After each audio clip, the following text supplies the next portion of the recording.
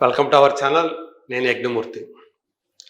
బాలకృష్ణ నటనా జీవితంలో గొప్ప సినిమాలు అని చెప్పుకునే వాటిలో ముందు వరుసలో ఉండే సినిమా ఆదిత్య 369.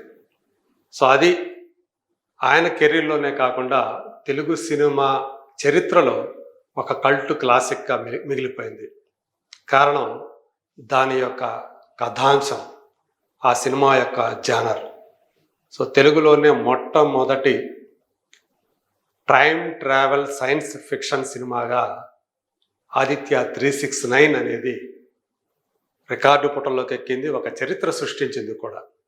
ఆ సినిమాలో బాలకృష్ణ కృష్ణకుమార్ అనేటువంటి ఒక సోషల్ రోల్ని, అలాగే శ్రీకృష్ణదేవరాయలుగా ఆ చారిత్రక పాత్రని, రెండింటిని కూడా ఆ వేరియేషన్ తోటి చాలా చక్కగా పోషించారు, నిజానికి చాలా గొప్పగా పోషించారు అనేటువంటి ప్రశంసలు వచ్చాయి. ఆ సినిమాను రూపొందించింది కూడా లెజెండరీ డైరెక్టర్ అయినటువంటి సంగీతం శ్రీనివాసరావు గారు. ఎన్టీ రామారావు గారు నటించినటువంటి పౌరాణిక చిత్రరాజం మాయాబజార్కి ఆయన కేవీ రెడ్డి గారి దగ్గర, అంటే డైరెక్టర్ గారి దగ్గర అసిస్టెంట్ డైరెక్టర్గా పనిచేశారు. అప్పటి నుంచి కూడా రామారావు గారితో ఒక సినిమా చేయాలి, ఆయన డైరెక్ట్ చేయాలి అనేటువంటి ఒక బలమైన కోరిక ఆయనకు ఉండేది. కానీ అది ఆయన జీవిత కాలంలో నెరవేర్చుకోలేకపోయారు. ఆ వెలితిని ఆయన కుమారుడితో సినిమాలు చేయటం ద్వారా ఆయన తీర్చుకున్నారని చెప్పాలి.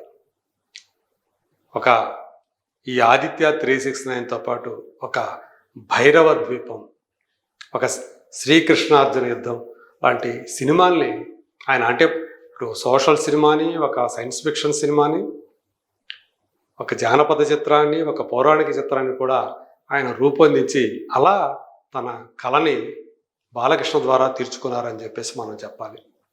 మరి ఆ సినిమా ఇన్నేళ్ల తర్వాత ఇప్పుడు రిలీజ్ అవుతూ ఉంది. దానికి సంబంధించినటువంటి వేడుక నిన్న ప్రీ రిలీజ్ ఈవెంట్ లాంటిది నిన్న జరిగింది. ఎవరైతే ఆ సినిమాని ప్రొడ్యూస్ చేశారో శ్రీదేవి మూవీస్ అధినేత శివలంక కృష్ణప్రసాద్, ఆయన ఈ సినిమాని ఇప్పుడున్నటువంటి లేటెస్ట్ టెక్నాలజీకి తగ్గట్లు 4K రిజల్యూషన్ తోటి థియేటర్లోకి తీసుకొస్తూ ఉన్నారు. కలర్ గ్రేడింగ్ కానివ్వండి, సౌండ్ కానీ అంతా కూడా అప్గ్రేడ్ చేసి మరి ఈ సినిమాని మనకి అందించబోతూ ఉన్నారు.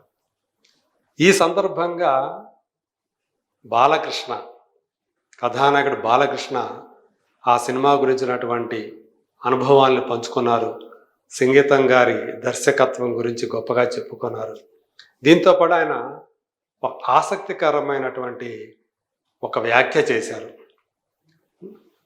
నాకు సెకండ్ ఇన్నింగ్స్ అనేది లేదు, మనది ఒకటే ఇన్నింగ్స్, రెండో ఇన్నింగ్స్ అనేది మన ఒంటికి పడదు అని చెప్పి ఆయన చేసినటువంటి వ్యాఖ్యలు ఏవైతే ఉన్నాయో ఆ వ్యాఖ్యలు ఇప్పుడు, అంటే ఆ క్లిప్పింగ్, ఆ వ్యాఖ్యలు ఉన్నటువంటి వీడియో క్లిప్ ఇప్పుడు సోషల్ మీడియాలో విరివిగా చలామణిలోకి వచ్చింది.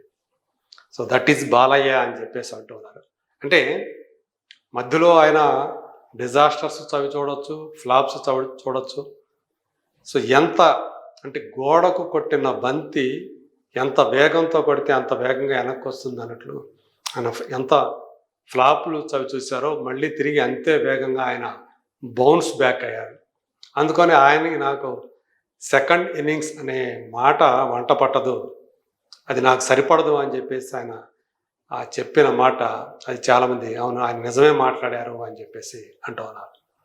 ఇక ఆయన ఆ సత్తా అయిపోయింది, ఆయన కెరీర్ ముగిసిపోయింది అనుకున్న టైంలో చాలాసార్లు ఆయన పడిలేచిన కెరటంలాగా ముందుకు వచ్చారు. ఈరోజు ఇప్పుడు చూసుకుంటే వరుసగా 4 సినిమాలు హిట్లతోటి ఆయన తన సమకాలీన కథానాయకుల్లో టాప్లో ఉన్నారని చెప్పాలి. ఎవరికి కూడా ప్రస్తుతం ఆ ట్రాక్ రికార్డ్ లేదు. అఖండ సినిమా నుంచి మొదలుకొని ఆయన విజయ పరంపర కంటిన్యూ అవుతుంది ఆఫ్టర్ పాండమిక్. సో అఖండ తర్వాత ఒక వీరసింహారెడ్డి, ఆ తర్వాత ఒక భగవంత్ కేసరి, ఆ తర్వాత ఒక డాకు మహారాజ్, ఇలా ఆయన వరుసగా హిట్లతోటి దూసుకుపోతూ ఉన్నారు. ఆయన ఎంచుకుంటున్న కథాంశాలు కూడా అలాగే ఉంటున్నాయి. ఒకదానికొకటి వేరియేషన్ అనేది కనిపిస్తుంది. నిజానికి చెప్పాలంటే తన కెరీర్లో ఆయన అంటే మనం ఆయన సమకాలీన కథానాయకులని ఎవరైతే చెప్పుకున్నా వాళ్ళెవరూ కూడా బాలకృష్ణ గారు చేసినన్ని జానర్ సినిమాలు కానీ, ఆయన పోషించినటువంటి వైవిధ్యభరితమైనటువంటి పాత్రలు కానీ ఇంకెవరు చేయలేదు అనే మాట మాత్రం ఎవరైనా ఒప్పుకొని తీరాల్సిందే. మాస్, క్లాస్ తేడా లేకుండా ఆయన అన్ని రకాల పాత్రలు చేసుకుంటూ వచ్చారు. ఎన్నో ఫ్యామిలీ సినిమాలు చేశారు, సెంటిమెంట్ సినిమాలు చేశారు, జానపద సినిమాలు చేశారు, పౌరాణిక సినిమాలు చేశారు, సైన్స్ ఫిక్షన్ సినిమాలు చేశారు. ఇట్లా ఇన్ని రకాల జానర్ సినిమాలు ఇంకెవరూ చేయలేదు అనేది మాత్రం నిర్వివాదం అనే చెప్పాలి. సో అందుగురించే ఆయన ఇప్పుడు ఏవైతే ఆయన అసలు ఏదన్నా ఒక ఈవెంట్కి వచ్చి ఏం మాట్లాడతారా అని చాలామంది ఎదురు చూస్తుంటారు. అంటే ఆయన నోటి వెంట వచ్చేటువంటి కొన్ని వాక్యాలు కానివ్వండి, కొన్ని మాటలు కానివ్వండి, కొన్ని స్టేట్మెంట్స్ కానివ్వండి, అవి సంచలనం సృష్టిస్తూ ఉంటాయి. సో అదే తరహాలో ఇప్పుడు ఆయన ఏదైతే నాకు సెకండ్ ఇన్నింగ్స్ అనేది మన ఒంటికి పడదు, మనది ఒకటే సింగిల్ ఇన్నింగ్స్, ఒకే ఇన్నింగ్స్ అని ఆయన చెప్పిన మాట ఏదైతుందో, అంటే ఆయన కెరీర్ ఇక ముందు కూడా మధ్యలో ఏమన్నా ఒకటి రెండు ఒడిదుడుకులు ఏమన్నా రావచ్చు, అంటే పరాజయాలు బాక్సాఫీస్ పరంగా రావచ్చు, కానీ మళ్ళీ ఖచ్చితంగా మళ్ళీ బౌన్స్ బ్యాక్ అవుతారు. కాబట్టి ఆయనకి సెకండ్ ఇన్నింగ్స్ అనేది లేదు. ఎంతకాలం ఆయన కథానాయకుడిగా కొనసాగుతాడు అంతకాలం ఆయనది సింగిల్ ఇన్నింగ్స్ అనే నడుస్తుందని చెప్పేసి మనం ఘంటాపదంగా చెప్పుకోవచ్చు. ప్రస్తుతం ఆయన అఖండ 2 అనే సినిమాని బోయపాటి శ్రీను డైరెక్షన్లో చేస్తూ ఉన్నారు. సో గతంలో వచ్చినటువంటి 3 సినిమాలు కూడా ఒకదాని మించి ఒకటి విజయం సాధించడం మనకు తెలుసు. ఒక సింహ, ఒక లెజెండ్, ఒక అఖండ. ఇప్పుడు వాళ్ళ కాంబినేషన్లో 4వ సినిమా సెప్టెంబర్లో రాబోతుంది. సెప్టెంబర్ 25 దసరా సెలవుల సందర్భంగా ఖచ్చితంగా ఆ సినిమా కూడా సో మేబీ ఇప్పటిదాకా ఆయన కెరీర్లో హయ్యెస్ట్ గ్రాసర్స్ ఏవైతే ఉన్నాయో వాటన్నిటిని కూడా దాటి ఇది టాప్ ప్లేస్లోకి అఖండ 2 వస్తే ఆశ్చర్యపోవాల్సిన పని లేదు అని చెప్పేసి ఇండస్ట్రీ వర్గాల వాళ్ళు, అలాగే అంతర్గత వర్గాల వాళ్ళు గట్టి నమ్మకంతో ఉన్నారు.